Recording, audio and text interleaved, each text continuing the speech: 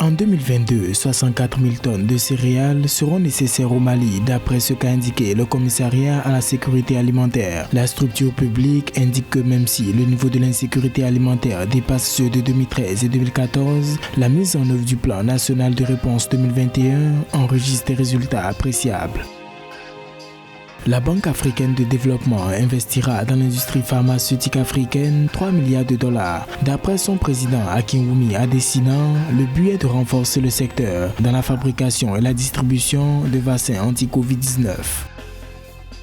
Selon une note publiée lundi 31 janvier 2022 par l'Observatoire national de l'agriculture ONAGRI sur l'état d'avancement de la saison agricole 2021-2022, la Tunisie a exporté au 10 janvier 2022 près de 4 742 tonnes de tomates issues de cultures géothermiques.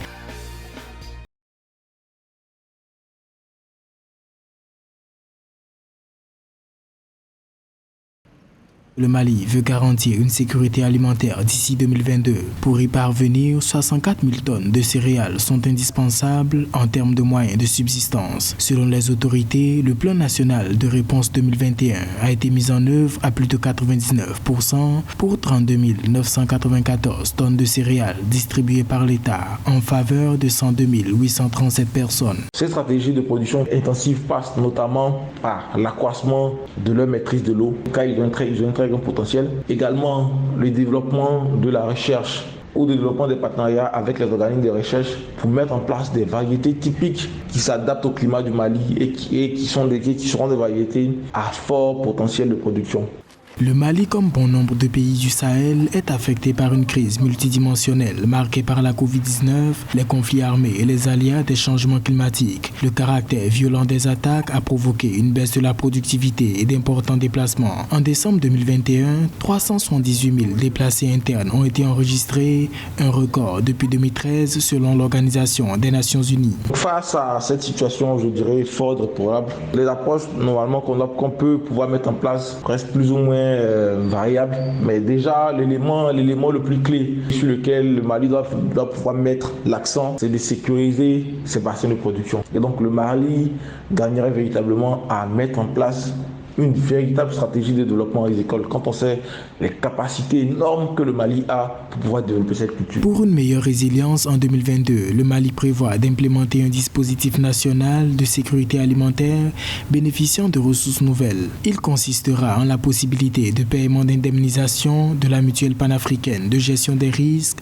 avec l'accompagnement des partenaires et du programme alimentaire mondial PAM.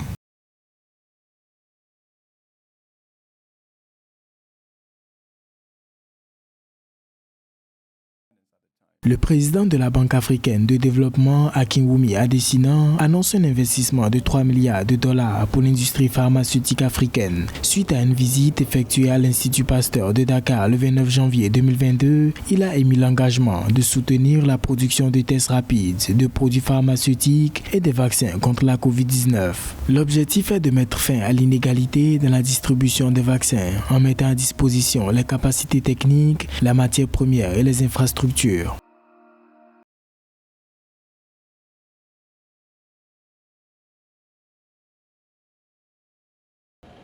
À la date du 10 janvier 2022, la Tunisie a exporté près de 4 742 tonnes de tomates issues de la culture géothermique et produit 115 000 tonnes de tomates ainsi que 120 000 tonnes de pommes de terre d'après les données fournies par l'Observatoire national de l'agriculture ONAGRI. La structure exposait l'état d'avancement de la saison agricole 2021-2022 au cours de laquelle les superficies consacrées aux sériculteurs géothermiques ont atteint 197 hectares.